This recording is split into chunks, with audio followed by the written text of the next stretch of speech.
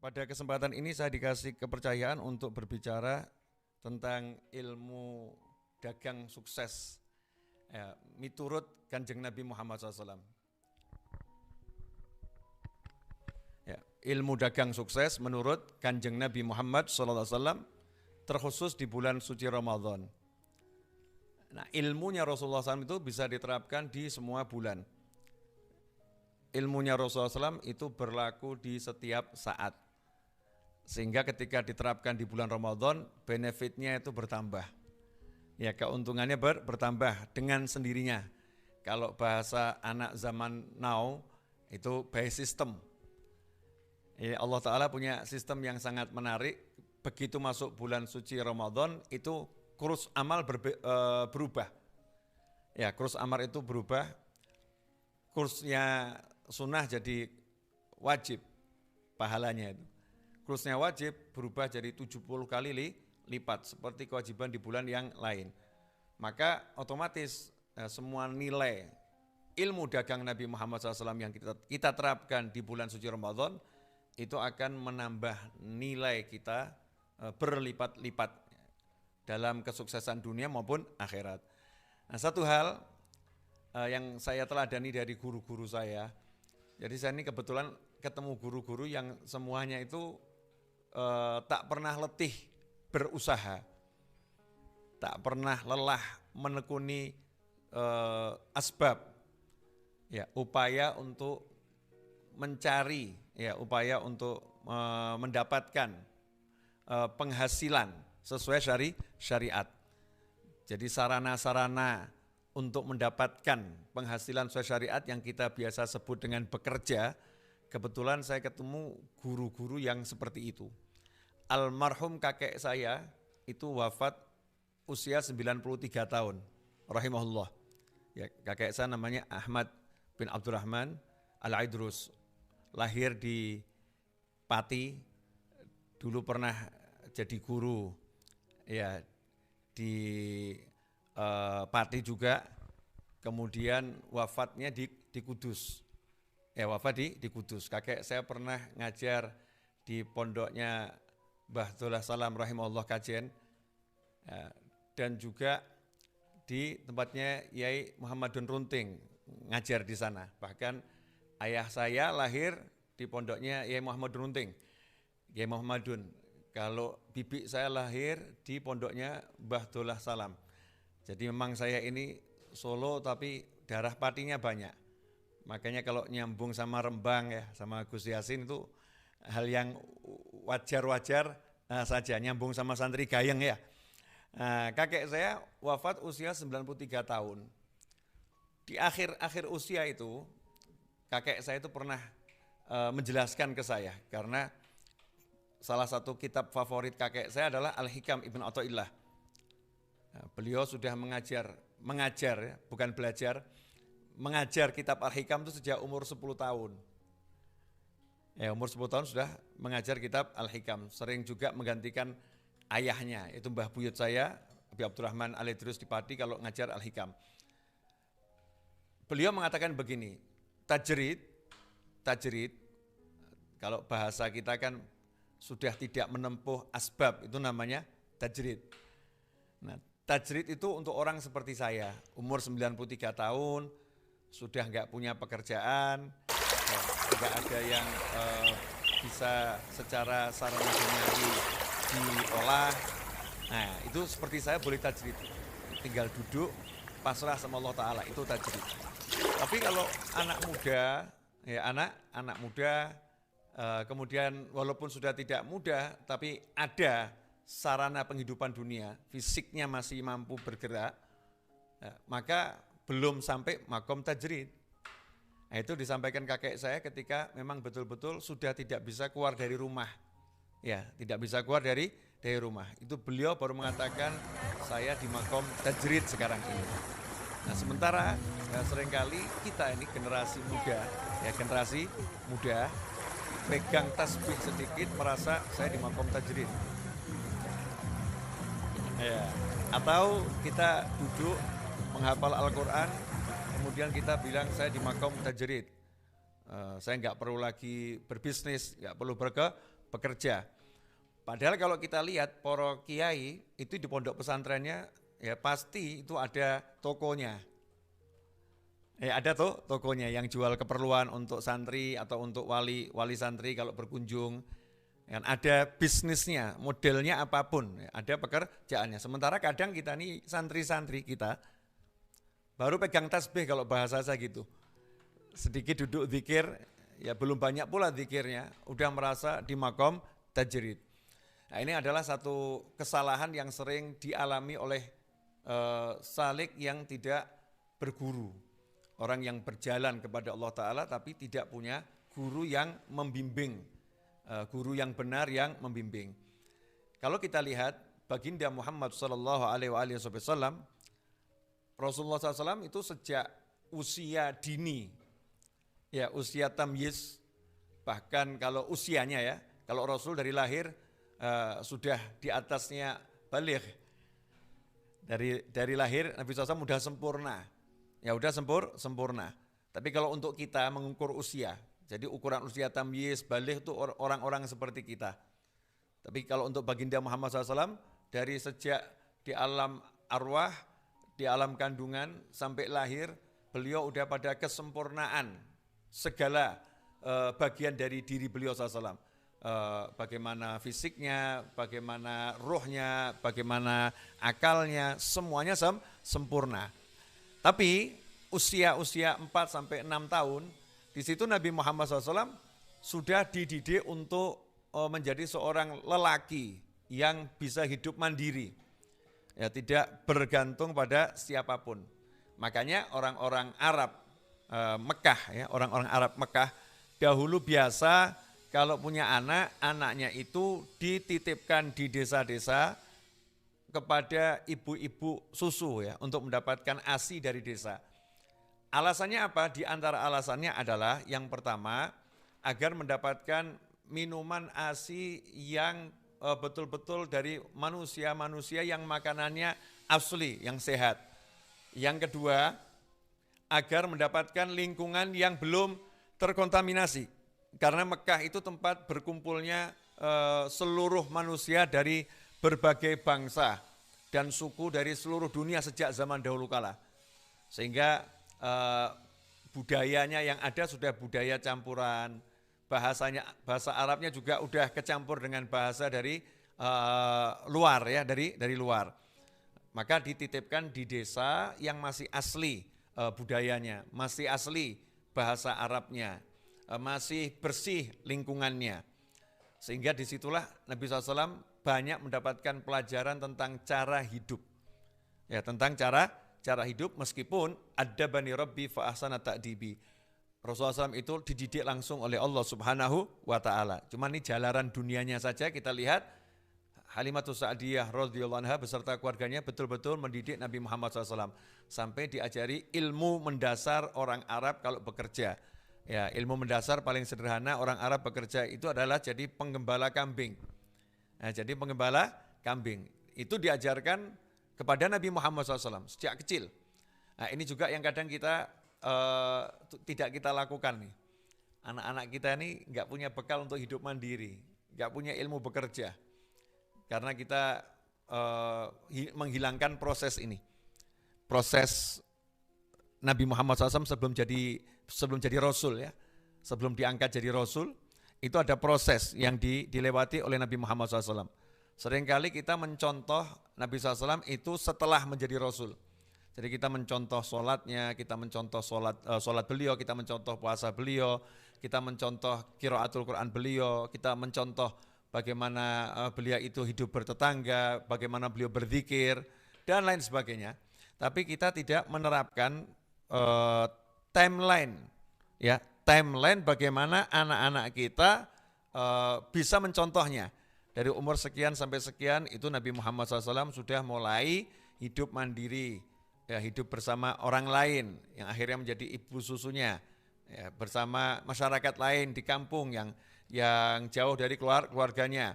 Kemudian Nabi Muhammad SAW mulai dididik bisa kerja, jadi pengembala kambing. Setelah itu Nabi Muhammad SAW setelah wafat ibunya, setelah wafat kakeknya, diasuh oleh pamannya Abu Thalib. Apa yang dilakukan oleh Abu Thalib? Abu Thalib melakukan hal yang sama, mendidik Nabi Muhammad SAW untuk menjadi seorang pekerja tangguh, ya, menjadi seorang pengusaha, menjadi seorang pedagang. Maka saat itu Nabi Muhammad SAW diajak oleh Abu Thalib untuk ikut, ya, membantu beliau dalam berbisnis, sehingga mulailah berdagang dari umur 12 tahun sudah sampai ke Syam, ya, sampai ke Syria. Umur 12 tahun, ya, sudah keluar negeri Nabi Muhammad SAW. Kalau bahasa anak zaman sekarang sudah ekspor impor. 12 tahun udah belajar ekspor impor. Ini ada timeline-nya, ya, timeline-nya. Kemudian usia 25 tahun Nabi Muhammad SAW udah sukses secara finansial. Ya, secara finansial udah sukses. Yatim piatu. Ya, tinggal bersama paman yang miskin dan anaknya banyak. Bisa melamar wanita terkaya di Jazirah Arab. Ya, bisa melamar wanita terkaya di Jazirah Arab dan wanita tercantik di Jazirah Arab, wanita yang dipinang oleh banyak orang-orang kaya dan orang-orang berpengaruh di zaman itu. Tetapi semua lamaran ditolak, yang diterima hanya lamaran Nabi Muhammad SAW. Menikahlah dengan Sayyidah Khadijah radhiyallahu taala anha. Nah, itu umur 25 tahun. Jadi kalau ditanya kesuksesan Nabi dalam berbisnis tidak diragukan, karena wanita yang ahli dagang pun, konglomerat di zaman itu pun jatuh hati kepada Nabi Muhammad SAW dari segala segi. Ya, dari akhlak beliau, dari kemampuan beliau berbisnis dan lain sebagainya.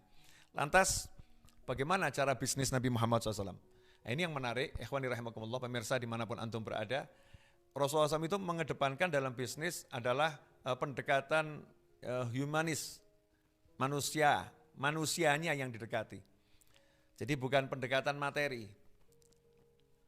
Kalau kita ini seringkali jual barang, jadi yang dijual barangnya dulu.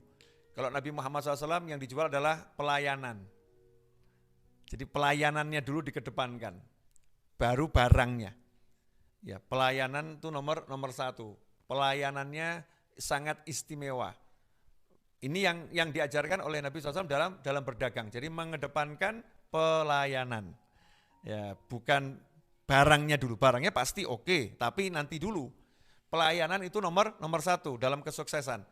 Nah, itulah yang diajarkan oleh Nabi Muhammad SAW, di mana beliau mengedepankan kejujuran dalam berdagang. Ini bagian dari pelayanan kepada pembeli. Ya, jujur dalam berdagang. Sampai beliau menyatakan pedagang yang jujur itu derajatnya sama dengan orang yang gugur sebagai syuhada. Gugur sebagai syuhada di medan laga loh, ya. Betul-betul perang. Kemudian seperti pahlawan-pahlawan kita yang dahulu ketika memperdekakan negara kesatuan Republik Indonesia. Itu pahalanya sama orang yang jujur dalam berdagang, sama itu yang jujur dalam berdagang, juga makom syuhada.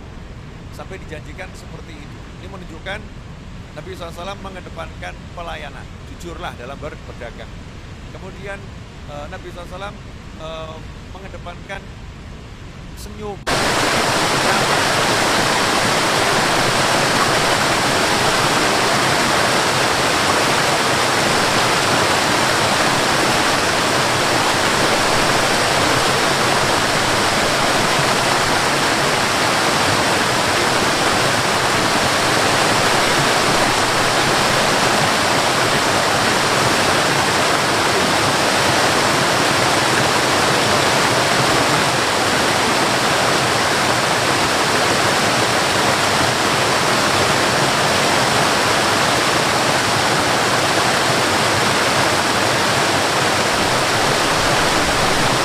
Nabi SAW mengejar omset, ya, omsetnya yang banyak, agar barang ini lakunya cepat, ya, menjual dengan cepat, menjual banyak, dan menjual untung, nggak rugi. Nah, yang menarik, setiap kali seseorang itu berbisnis dengan Nabi Muhammad SAW, maka siapapun yang tersentuh dengan style bisnis Nabi Muhammad SAW, gaya bisnis Nabi Muhammad SAW, nggak akan cari orang lain. Ya, nggak akan cari orang lain. Semuanya puas, semuanya kemudian mengatakan, ya udah saya akan beli barang hanya dari beliau. Ya, saya kalau mau beli barang hanya dari beliau. Sehingga diceritakan setiap kali Nabi Muhammad SAW itu berangkat ke luar negeri membawa barang dagangan, tidak pernah lama, belum ditaruh kalau bahasa kita sudah habis. Ya, belum ditaruh sudah habis. Bagaimana bisa seperti itu? Ya tadi itu, karena memang beliau mengutamakan pelayanan yang terbaik, kemudian juga barangnya berkualitas, yang ketiga harganya murah, ya tanpa merugikan orang lain, ya tanpa merugikan orang lain. Ikhwani rahimakumullah. Yang terjadi dengan kita saat ini mungkin kita ini dalam berdagang, khususnya di bulan suci Ramadan, kita kurang meneladani ilmunya Nabi Muhammad SAW. Mungkin kita nggak berpikir gimana caranya menjual cepat, ya dan untung dapat. Ya, menjual cepat dan untung dapat. Mungkin kita nggak berpikir bagaimana caranya yang beli tidak ingin pindah ke lain hati, agar selalu membeli barang kita. Di antara yang paling pokok adalah kejujuran dan juga tidak mahal, ya tidak mahal, murah tapi nggak rugi. Contoh kejujuran yang diterapkan oleh para ulama ya, dalam berdagang meneladani Nabi Muhammad SAW adalah Syekh Muhammad Ibnul Munkadir. Ya, Syekh Muhammad Ibnul Munkadir rahimahullah adalah seorang ulama besar, waliullah yang punya toko. Ya, tokonya jual pakaian. Ya, jual pakaian. Seperti Sayyidina Abu Bakar As-Siddiq radhiyallahu anhu, kita mengetahui Sayyidina Abu Bakar As-Siddiq radhiyallahu anhu terkenal dahulu sebagai pedagang pakaian. Beliau suka bawa memikul sendiri ya dagangannya ke pasar. Itu Sayyidina Abu Bakar As-Siddiq radhiyallahu anhu. Kita juga lihat Sayyidina Utsman bin Affan, Sayyidina Umar bin Khattab radhiyallahu anhuma juga adalah seorang pedagang yang ulung. Semuanya seperti itu ya. Syekh Muhammad Ibnul Munkadir radhiyallahu anhu punya toko pakaian dan menjual pakaian dua jenis. Pakaian yang high quality sama yang pakaian kualitas biasa. Jadi pakaian ini sangat berkualitas, harganya 10 dirham. Yang ini biasa kualitasnya, diskon 50%. Jadi harganya hanya 5 dirham. Yang satu 5 dirham, yang satu 10 dirham. Suatu hari beliau berpesan kepada yang di tokonya yang jaga, jangan sampai salah harga ya, yang 10 ya 10, yang 5 ya 5. Beliau pergi meninggalkan tokonya untuk suatu keperluan, untuk sholat kalau saya nggak salah baca di kitab, beliau untuk sholat. Nah pulang, kembali ke toko, ternyata cek, ini ya, lihat bagaimana ulama itu detail, contoh Nabi Muhammad SAW. Langsung cek, apa saja yang terjadi ketika tadi tinggal pergi di tokonya, yang laku apa, ada pembeli enggak? Maka dijawab sama pembantunya, ada tadi yang beli, apa yang dibeli? Ya, yang dibeli apa? Yang dibeli ini, itu stoknya dicek. Oh, yang dibeli pakaian yang ini, yang harganya 10 harganya 5 dirham, kualitas biasa. Maka heran ini Syekh Ibnul Munkadir radhiyallahu anhu. Ini yang dijual tertulis pakaian harga yang 5 dirham. Kenapa uangnya masuk 10 dirham? Harganya kualitas biasa, tapi kok bayarnya pakai kualitas yang luar biasa ini. Kata pelayannya, tadi saya tawarkan yang 5 dirham dengan harga 10 dirham, dia mau. Ya, dia mau bayar mahal itu mau. Saya pengen toko ini agar lebih untung. Nah, karena yang 5 dirham bisa dijual dengan harga 10 dirham. Kalau kita akan bilang sama karyawan kita, oh Masya Allah, ini karyawan teladan. Betul nih, jaga toko ya seperti ini. Improvisasi. Tapi apa yang dilakukan oleh Syekh Ibnul Munkadir radhiyallahu anhu, marah sejadi-jadinya. Siapa yang beli tadi ini? Ya, yang beli ini tadi siapa?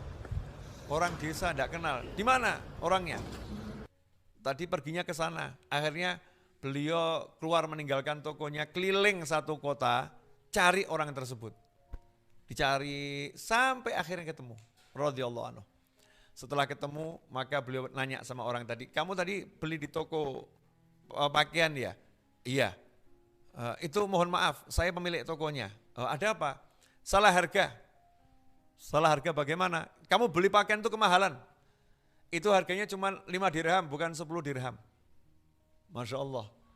Ya, dapat untung lebih, mau dikembalikan nih. Katanya yang beli, enggak kok enggak kemahalan, buat saya 10 dirham ini murah kok. Dan ini barangnya bagus. Kata yang beli. Ini yang beli juga orang aneh juga ya. Kalau kita ya, oh alhamdulillah, makasih. Itu kalau kita. Kata yang beli, enggak kemahalan, saya mau beli 10 dirham. Katanya Ibnu Munkadir radhiyallahu anhu, enggak bisa. Itu harganya 5 dirham bukan 10 dirham. Jadi dua orang ini, yang satu ngotot, ya rela beli 10 dirham, yang satu ngotot tidak rela dibeli 10 dirham. Maunya dibeli 5 dirham yang lebih murah. Nah akhirnya Syekh Ibnu Munkadir ngomong, kamu cuman punya pilihan ini. Yang pertama, saya ganti bajumu tadi dengan pakaian yang harganya 10 dirham, sesuai harga. Kualitasnya lebih bagus, kainnya lebih bagus. Yang kedua, tetap barangnya tetap itu, tapi saya kasih kembalian lagi 5 dirham. Saya tambahin, uang kamu saya kembalikan 5 dirham. Yang ketiga, uang kamu saya kembalikan semua, barangnya bawa sini. Gak usah beli barang saya. Ikhwan rahimakumullah. Katanya orang desa tadi, wah daripada pusing ya, orang aneh ini. Ya udahlah, bawa sini yang 5 dirham. Diterima yang 5 dirham, pergilah Syekh Ibnu Munkadir dengan hati lapang. Pergi balik ke tokonya dengan mengeluarkan uang tambah 5 dirham. Pulang ke tokonya. Maka saat itu orang dusun tadi ya, nanya sama yang di sekitar, sopo kui? Ya, siapa ini? Orang ini siapa ini? Orang kok anehnya luar biasa. Maka yang lain ngomong, kamu nggak tahu itu siapa? Nggak tahu. Itu Syekh Muhammad Ibnul Munkadir radhiyallahu anhu. Oh itu Syekh Muhammad Ibnul Munkadir itu. Iya. Ya Allah, ini orang yang kalau di desa kami paceklik nggak ada hujan, kami tawasul bawa nama beliau langsung turun hujan. Ini orangnya ternyata, saya baru ketemu. Ya pantas memang orangnya solehnya luar biasa. Ikhwani rahimakumullah. Nah, ini namanya cara dagang yang untung dunia, untung akhirat. Yang dikejar adalah barokah. Ya nilai tambah ukhrawi. Barokah ini kan nilai tambah yang nggak ada dalam buku ekonomi. Nah, dalam buku ekonomi kan 1 tambah 1 sama dengan 2. Kalau barokah itu 1 tambah barokah sama dengan unlimited.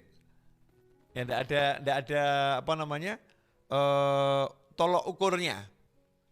Keuntungan yang tidak bisa diprediksi. Barokah itu akan menyebabkan Allah kasih rezeki min haitsu la yahtasib. Ya min haitsu la yahtasib. Nah, di bulan Ramadan seperti saat ini, saat contohnya masyarakat itu kesulitan waktu itu cari minyak goreng ya, atau mungkin ada mulai harga barang itu naik ya, harga barang itu tinggi karena memang bulan Ramadan banyak orang butuh. Kalau permintaan banyak itu kan biasa.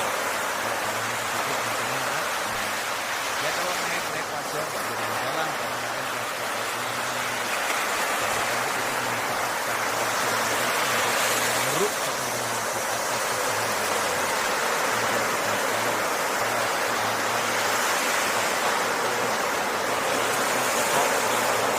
jual minyak goreng semahal-mahalnya karena kita punya stok yang banyak. Yang seperti ini sesuatu yang sangat tidak terpuji di dalam jalan yang dicontohkan oleh Nabi Muhammad SAW. Seharusnya ya kita justru ya berbagi dengan yang lain dengan mengurangi keuntungan kita secara finansial berkurang, tapi secara hitungannya Allah Ta'ala jadi bertambah. Itu termasuk sedekah sir, ya sedekah rahasia. Mestinya kita bisa untung 100, kok kita ambil untung cuma 10. Nah, yang 90 kita niatkan sedekah rahasia. Ini cara berdagang yang sangat barokah ya di bulan suci Ramadan maupun di bulan-bulan yang lain. Kita beri harga yang murah, tapi masuk akal tanpa merugikan kita. Maka insya Allah apa yang kita lakukan itu menjadi kebahagiaan untuk orang banyak. Dan tentunya kalau kita menyenangkan orang, kita akan disenangkan oleh Allah Subhanahu wa ta'ala. Ikhwani rahimakumullah. Kebutuhan pokok di bulan suci Ramadan ini meningkat. Termasuk sekarang jadi kebutuhan pokok itu ya telur ya. Nah, telur itu jadi kebutuhan pokok karena untuk memasak ya sekarang orang butuh telur untuk masak macam-macam ya, butuh telur. Maka semua yang terkait dengan kebutuhan pokok jangan kemudian harganya kita lambungkan, jangan kita tinggikan. Kalau kita punya toko kelontong, kalau kita punya toko serba ada, maka usahakan Yuk kita berderma tanpa orang itu tahu kalau kita lagi berderma kepadanya. Dengan kita mengurangi keuntungan kita, tapi menambah benefit kita. Kok bisa ya? Iya, karena muamalah kita, partner kita bukan manusia, partner kita pemilik jagat raya, yaitu Allah Subhanahu wa Ta'ala. Yuk kita mulai berpikir berbisnis dengan Allah Subhanahu wa Ta'ala, dengan mengandalkan nilai-nilai tambahan yang sudah pasti diberikan oleh Allah Subhanahu wa Ta'ala. Ikhwani rahimakumullah, alhamdulillah tidak terasa saya sudah menyampaikan uraian singkat di bulan suci Ramadan ini selama 27 menit. Ya, 27 menit. Mudah-mudahan 27 menitnya ini barokah dan manfaat. Jazakumullah khairan. Wal afu minkum. Wassallallahu ala sayyidina Muhammadin wa alihi wasallam. Walhamdulillahirabbil alamin. Wassalamualaikum warahmatullahi wabarakatuh.